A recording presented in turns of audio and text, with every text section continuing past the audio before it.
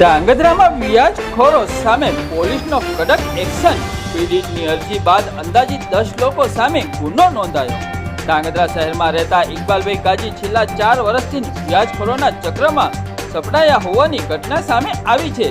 જેમાં સતત આર્થિક અને માનસિક દબાણોનો સામનો કરતા ઇકબાલભાઈએ સ્થાનિક સિટી પોલીસનો સંપર્ક કર્યો, પરંતુ યોગ્ય પ્રતિસાદ ન મળતા તેઓ ન્યાય માટે જિલ્લા પોલીસ વડાની કચેરી સુધી પહોંચ્યા હતા. જ્યારે જિલ્લા પોલીસ વડા એસપી સમક્ષ પોતાની વ્યથા રજૂ કરતા તમામ મામલાની ગંભીરતાને ધ્યાનમાં લઈ અને તાત્કાલિક ડીવાયએસપીને સૂચના આપી અને એસપીના આદેશ બાદ સિટી પોલીસે હરકતમાં આવી હતી અને અંદાજિત 10 જેટલા વ્યાજખોરો સામે ગુનો નોંધાયો છે.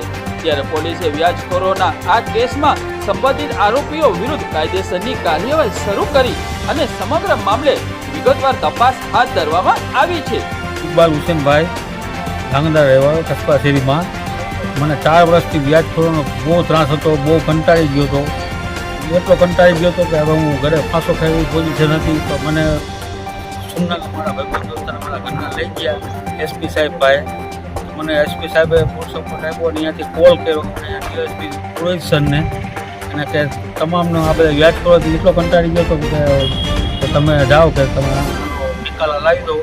તાત્કાલિક ધોરણે બધાની ધરપકડ કરી અને પોલીસ ખાતાએ મને ફૂલ સપોર્ટ આપ્યો અને તાત્કાલિક બધાને મને તમામ કાગળિયા કમ્પ્લીટ કરી દીધા અને અત્યારે મને રજા આપી કે હવે તમે જાઓ. બધાનો આભાર માનું છું.